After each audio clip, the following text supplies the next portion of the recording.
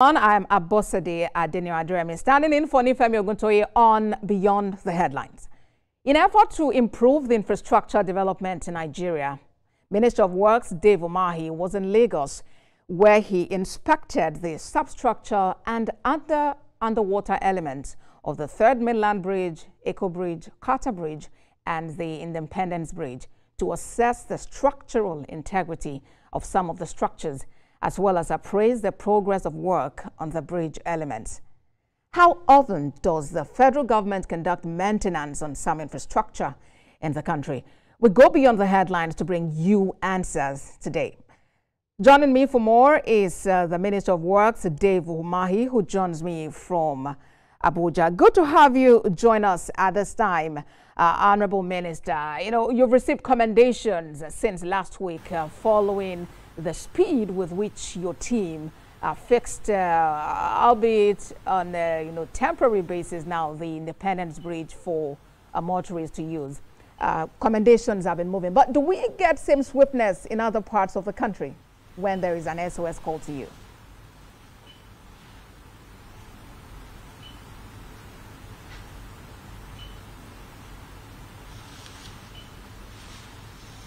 Okay, thank you so much, TVC.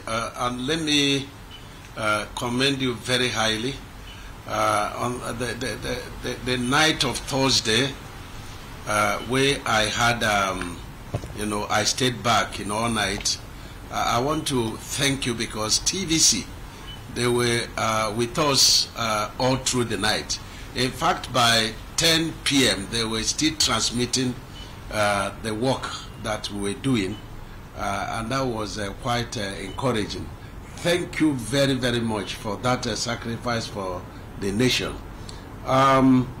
Yes, there is no part of the country where we have such emergency that we do not, go immediately. Recall that we have such emergency in, Cham Numa project in, Adamawa, and of course the president directed immediately, and we went there and we restored normalcy. It was a case of a bridge we were building there, and then water came due to very unexpected flooding, and then washed away the bypass. And then we had to stay back and ensure that it was restated. The president directed us to immediately do that, and we went to Adamawa and we did that. That project being handled by CGC. And that bridge is being completed as we talk today. So we'll not have any problem of climate change or flooding in that section of the route. And as at the time we left Adamawa, we were just left with a few kilometers of route to completion. And incidentally, that road leads to Gombe. It leads to Bauchi, Gombe. It leads also to Cameroon. So very important route, for the country. We also had similar situation in Bauchi State. And of course, the president also directed us to go there. We had one in Gombe too. And so we did inspect and immediately restarted the roads. But as soon as we get funding, we will put permanent, structures in the sections of Jigawa Bauchi that the flood washed out. We're going to be putting about 4 different bridges, across that road between, Bauchi and Jigawa. And then that of Gombe, we also did that. And so work is already, going on that tractor. So look at the section of Ugele of the East-West Road. We also had a very terrible washout, and the flood came above the design level and constructed level of the pavement, and so over 3 kilometers, was of the road was washed out. So we came with relief coverts, and then of course reinforced concrete pavement. One carriageway is being fully completed and is deployed to traffic, and people are very happy about it. And you also see the same East-West Road, the Ahoda section. We have similar washout, by the climate change flood. And so we did exactly what we did in Ugele. We provided relief covert, and then one carriageway fully completed in reinforced concrete pavement, and then is deployed to traffic, and the second carriageway be constructed. And I can tell you that during the last rainy season, it was a tug of war. in these 2 locations that we talked about, in East-West Road. And also 3 bridges were brought down in that East-West Road. And the job is being reconstructed by Setraco. So we do respond, and the Independence, bridge. I saw one TV station, they were talking today about why do we need to wait until, the situation becomes an emergency one before we respond. It's an accident. A bridge can just, get broken, overnight. And all you have to do is to stop, people from using it and restore it. It's an accident. It's just like between Kata Bridge and Eko Bridge, a dredging boat knocked down one of the piles.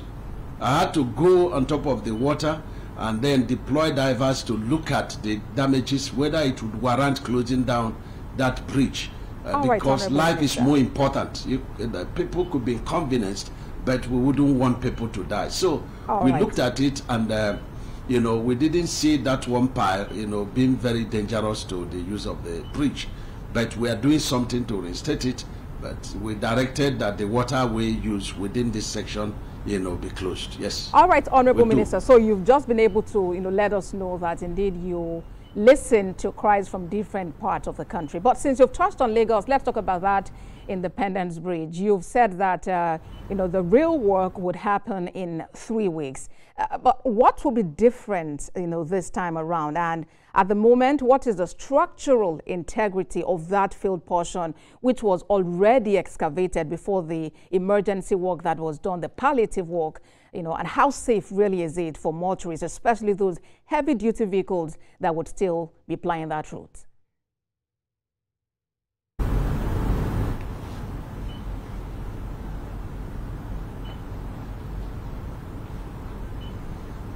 I suspect that you are an engineer because you are really using engineering terms. The structural integrity of the bridge. I can say that there may be no other permanent work on the bridge. What we did is in engineering evolved from different kinds of experiments. So we didn't do the piling of the abutment from where the approach slab slipped off, and that's what caused the problem. And about 53 years ago or thereabout, when this was constructed, the method of construction of approach slab is not what is being done today, because the approach slab was constructed, with simply supported, on the abutment on one side and the other by sand, and so when we were digging, we saw that the entire space, upon which the approach slab was resting on were hollow, which means that the earth, the sand, had all escaped. And so when I came, I know that we had done some work, flat sheet piles, around that abutment. And so I believe strongly that by doing that, we have solved the problem of the leakage of sand. But I went under the water to look at it again, whether there is any sign of water seeping into that space, and I didn't see any. Then I started refilling that space with sand and stone base and treated it with cement, and then I brought heavy compactors to compact. I went back at the back of the abutment to check whether there is any leakage of sand, and to check whether there is any wetting of the sand-filled space, by reason of water. Because if water will enter, then you can be sure that sand will leak out. And so we did that heavy compaction, and it's stable. I continued to check it until I left today. I left Lagos today, and so I can say that that may be the final solution. That's what I can say. But we will continue to monitor and to watch it. All right, so just to be clear, you're saying that the initial plan to revisit that portion of the road in 3 weeks to fix it has been taken care of, and there's necessarily no need to deploy, the team down there in 3 weeks for another job around there.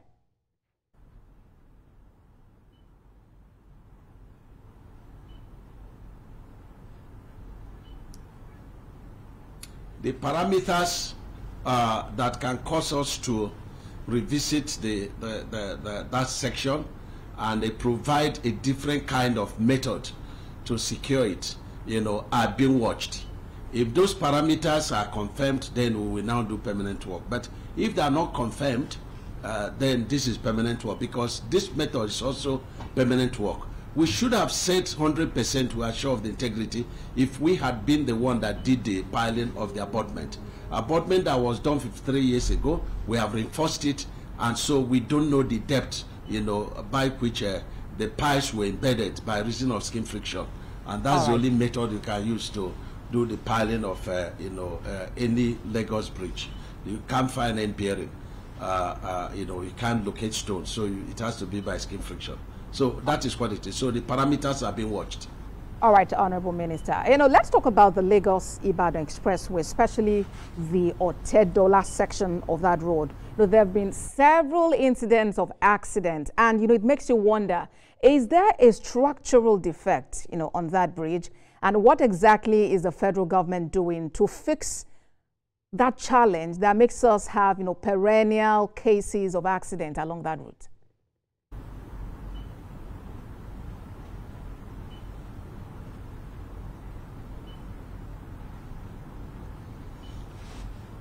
Lagos-Ibadan, when we came on board, we inherited 2 or 4 sections. Phase 1, had, the Lagos section and the Ibadan section, section 2.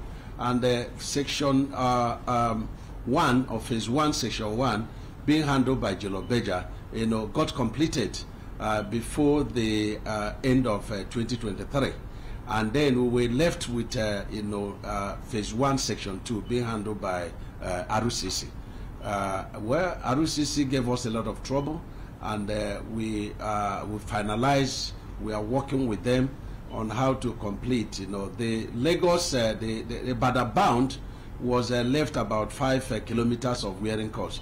I want to believe that by today they would have finished that section. And then we had a 5.8 kilometer on Lagos bound, which we redesigned, and then it's been procured, and so they're working on it. But the worrisome part of it is the section, that Ibadan bound section that RUCC had completed. They are rotting, there's a rotting, over there. Rotting is like the asphalt is folding. But in fairness for them, even though I'm not happy that that is happening, when they have not even handed over, but they have gone back on their own cost to, redo, those sections. So that is it. But where you could be having this, hold up an accident is in section 2. In phase 2, we could not agree on the cost with Jolobeja and with RUCC. Phase 2, sections 1 and 2. And so we had to terminate the contract. We have procured, section 1, and that's where you're going to have the interchanges, That is what is comprising in section, phase 2. We have the interchanges, we have some, access roads to be built, and that work has been awarded. And of course, we also took about 12 kilometers by 2 of Shagamu, from the Shagamu interchange going to Ure, and it's awarded to CBC. And the CBC has been paid 30% mobilization. So over a little time, you will see that that hold up and accident will be a thing of the past. We have, the Ibadan bound sections, that is not much is there. It's about 44 billion, and that is, undergoing procurement now. So we are taking care of the phase 2 of Lagos Ibadan, everything that concerns Lagos Ibadan, and that will be, fully completed, this year. But the phase 1 is, to my knowledge, should have been about 97% done on the side of others, but Jolobeja is 100%, and we don't have this, rotting or folding of the asphalt on the side of Beja. So we are happy with the work. In fact, the little we had, Beja had gone back and they remedied it. All right, Honorable Minister, let's talk about another issue, and this time it's about speed limits on our highways. It appears like news for some people. Talk about the Third Mainland Bridge, for instance, which has an 80 km/h speed limit, but not every motorist is aware, of this. How do you create enlightenment about this? And exactly how do you charge? Who monitors, compliance? How do you charge? How do you manage, this issue?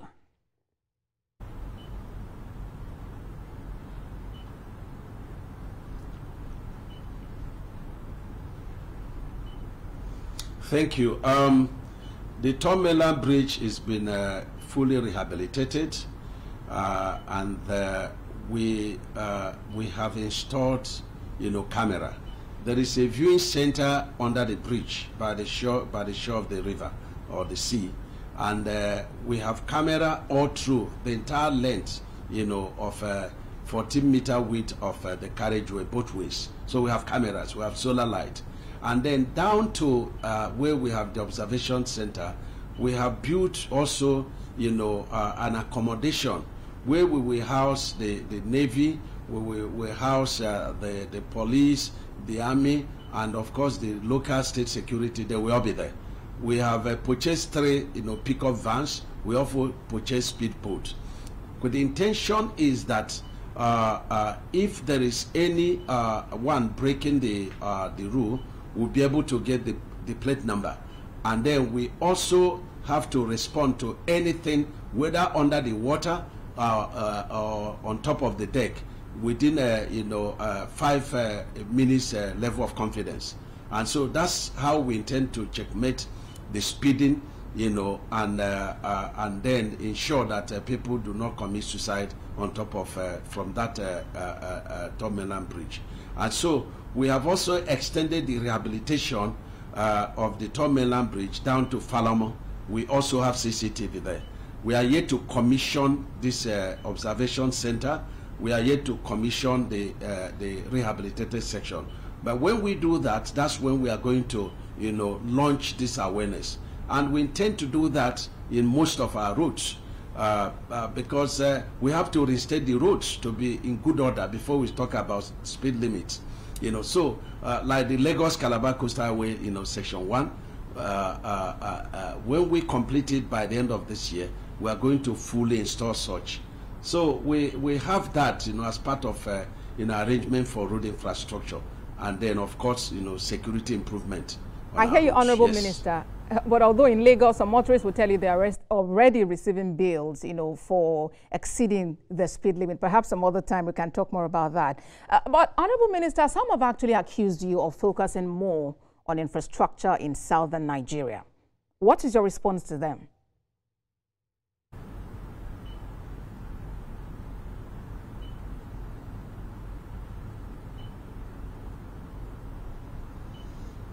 Yeah, that's not true. The truth is that the roads in southeast are very small roads. The roads in southwest, very small roads. The roads in south, you get a major road in south, just the east-west road. But in the north, let's take for example the Abuja-Kano. That's 350 kilometers.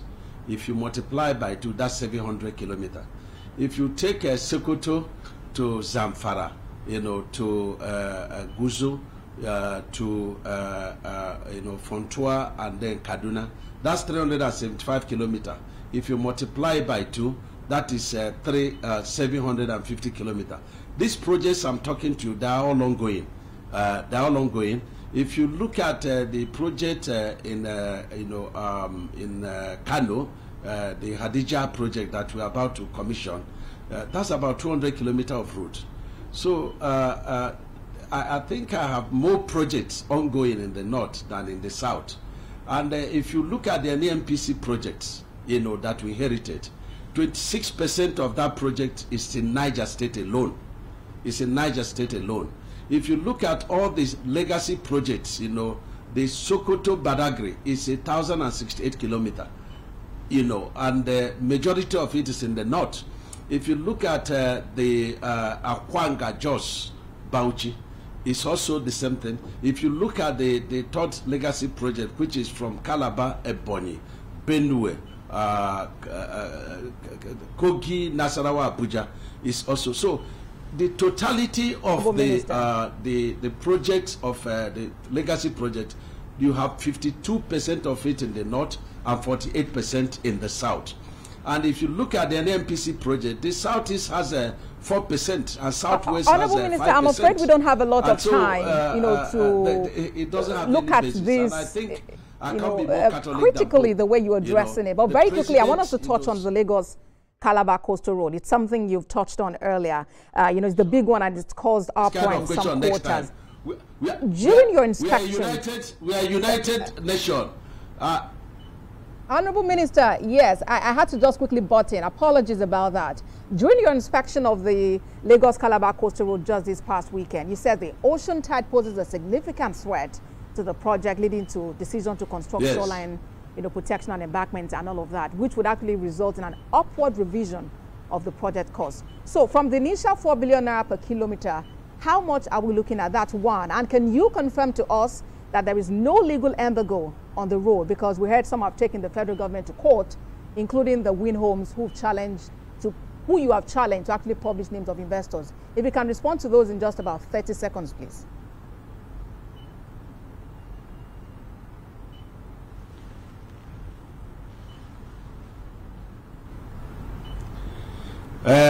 We can't talk about increasing cost of the project or not increasing cost of the project. There are eventualities that happen during the construction, like the at section kilometer 13, where we are going to skip because we need immediate shore protection. That is an incidental cost. When we had to do a detour and they followed another alignment, and then we encounter reviews up to 10 meters depth. That's incidental cost. The road has been raised above the expected flood level, and it has warranted that we have to put retaining wall along the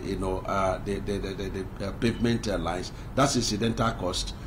So we are not talking about that, but we are going to have a committee that is going to put all these incidentals together and do plus and minus, and that will be able, the time I will be able to. But be assured that the project is very transparent, and we are monitoring it, and they in fact have taken the press into confidence, because each time we're going to have an incidental situation, I've always brought them to all right, see Honorable it Minister, and to record I it. sincerely appreciate the response you're giving to this, the explanation you're giving, but that's the much time would actually permit us to take today on the program. I've been speaking with the Minister of Works, David Umahi. Thank you very much for talking to us on Beyond the Headlines. That's our program.